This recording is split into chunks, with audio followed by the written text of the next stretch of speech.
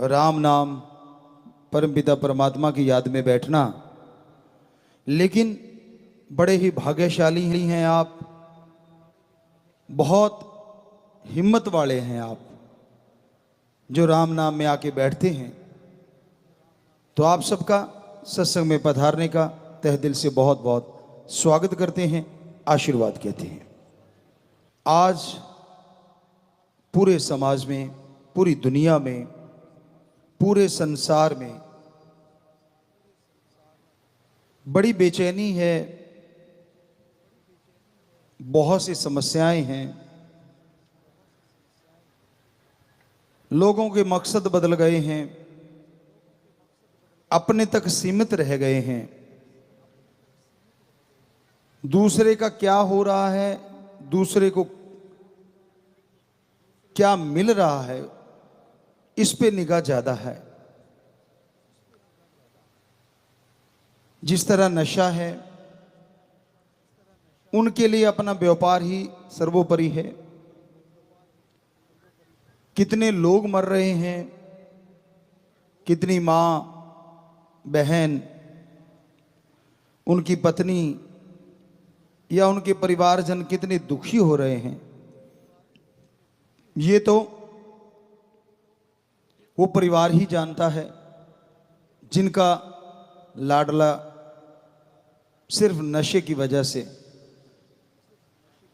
पहले तो बर्बाद हुआ, फिर लाचार हुआ, फिर उसकी सेवा करनी पड़ी और आखिर में ये दुनिया छोड़ के चला गया।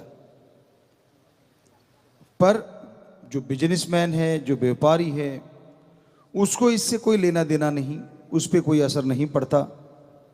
उसको तो है कि कैसे ज्यादा से ज्यादा धन थोड़े से समय में अर्जित कर पाऊं, कैसे मेरे पास पैसा हो।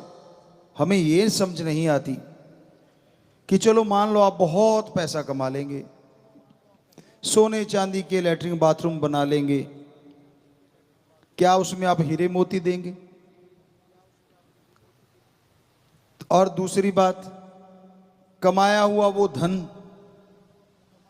कमाया हुआ वो पैसा क्या आपसे पहले किसी ने नहीं कमाया?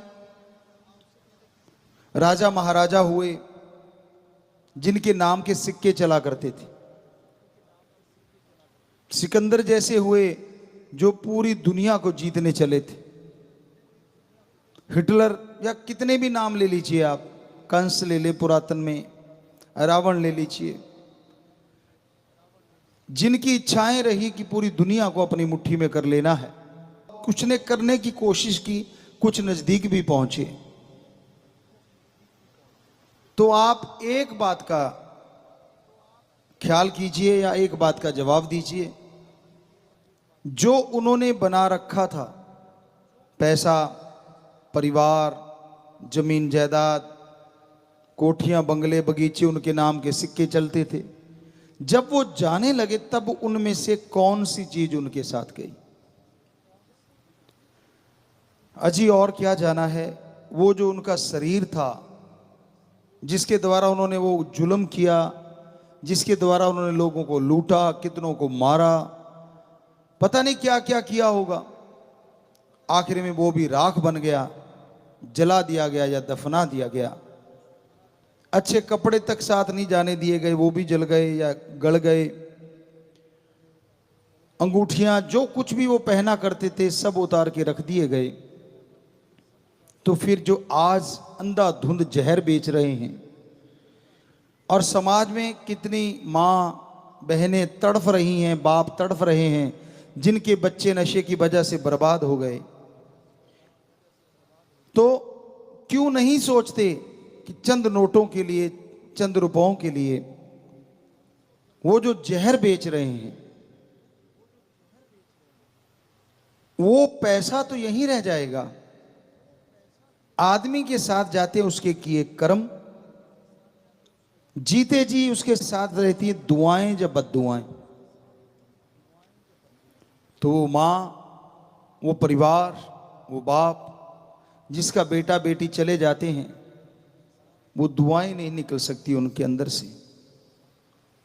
लाचार हैं वो, तंग हैं वो, लेकिन उनके अंदर से तड़पते हुए बद्दुआएं निकलती हैं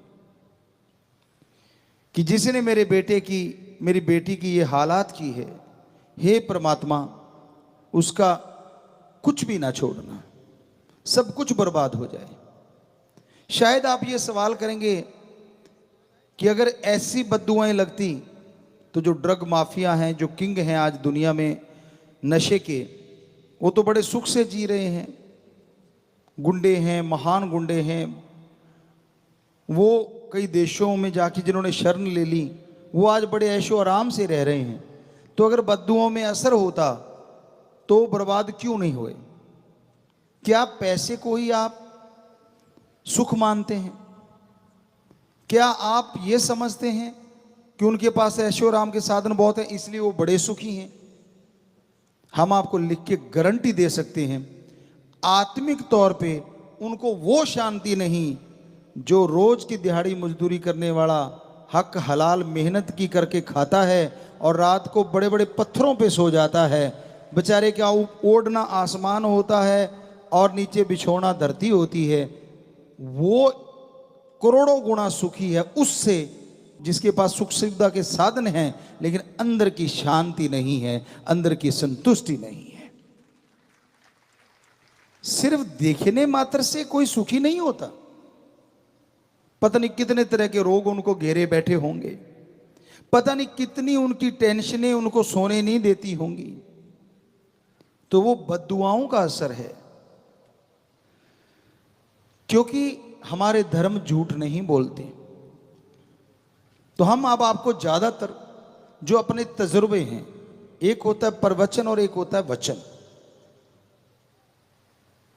प्रवचन जो संत महापुरुष हमारे कर चुके उनका उदाहरण देना, वचन जो अपना अनुभव है।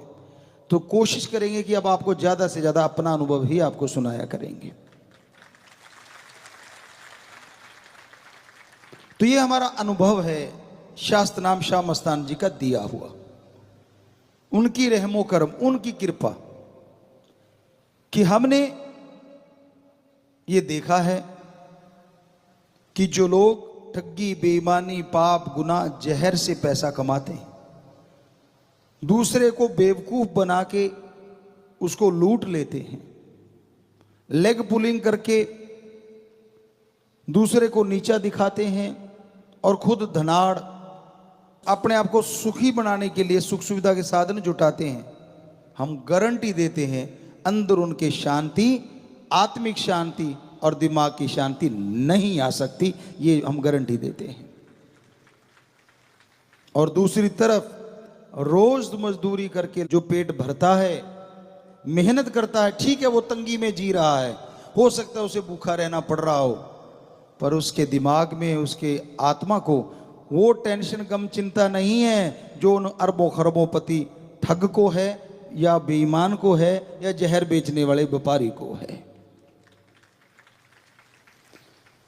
कौन सी जिंदगी जीना चाहते हैं? आखिर में वो सब कुछ कमा के सारा कुछ करके किस तरह भागते हैं? हमें आत्मिक शांति चाहिए, उसके लिए दौड़े फिरते हैं। कभी किसी विदेशों में चले गए, वहां जाके, कभी किसी और अच्छी जगह, हिल स्टेशन वाले, कोई भी अलग अलग जगहें हैं, पूरे इस प्रभु की कुदरत ने बना रखी हैं, बड़ी सुंदर जगह है, देखनी चाहिए। लेकिन जब अंदर अशांत हो ना तो बहारें भी बंजर लगती हैं, तब बाग बगीचे भी उजड़े लगते हैं। और जब अंदर शांति हो और शरीर तंदुरुस्त हो तो तब बंजड़ भी बहार बन जाती है। अंदर की शांति कैसे आती है? पहली बात, आप परमपिता परमात्मा का नाम लें। दूसरी बात, आत्मा की आवाज सुने। तीसरी बात, मेहनत की करके खाएं। चौथी बात, आत्मा की बात सुने। हम ये भी गारंटी देते हैं अपने अनुभव के द्वारा, MS जी ने जो दिया, शास्त्र नाम दाता रहबर ने, शाह मस्ताना जी कुल मालिक दाता रहबर ने, वर्डिंग इधर उधर हो सकती है, दोनों एक ही रूप है, हमारे लिए तो सब कुछ वही है, उन्होंने हमें अनुभव दिया, आज से आपको बोला कि वही बताएंगे। तो हमने ये अनुभव किया है, ये महसूस किया है कि आदमी वही सुखी है जो अपनी आत्मा की आवाज सुन के अमल कर लेता है। और एक और गारंटी देते हैं आपको, कोई भी आदमी, चाहे वो गुरु मंत्र लिया है, चाहे राम नाम को मानता है या नहीं मानता, मालिक को मानता है चाहे नहीं मानता, जब भी वो फर्स्ट टाइम कोई बुरा कर्म करने लगेगा, हमारी गारंटी है उसके अंदर से एक आवाज आएगी, मत कर, ये बुरी चीज है, फर्स्ट टाइम। और वो होती है आत्मा की आवाज। और मन क्योंकि बहुत हावी है, मन है नेगेटिव पावर, आत्मा है पॉजिटिव पावर। तो मन फौरन फट्टी पोंछ देता है, तेरे एक के ना करने से सारा संसार नहीं सुधरने वाला, तू नहीं करेगा तो क्या फर्क पड़ जाएगा, सारी दुनिया कर रही है इसलिए तू भी करता चल, बस फट्टी साफ। क्यों? क्या आत्मा कमजोर है? क्या मन ज्यादा पावरफुल है? जी नहीं। आत्मा परमात्मा का अंश है, हालांकि सब रचना तो उसी की रचाई हुई है, चाहे काल कह लीजिए, कोई भी कह ले, है तो सब उसी की औलाद, लेकिन आत्मा डायरेक्टली मालिक का एक ऐसा अंश है जिसकी वजह से शरीर जिंदा रहते हैं। तो वो आत्मा की पावर क्यों खत्म है? आज मंदी क्यों पड़ गई? ये संसार, आज का टाइम बुराई का समय है, चारों तरफ बुराई का बोलबाला है। आप जब खाली बैठते हो क्या करते हो?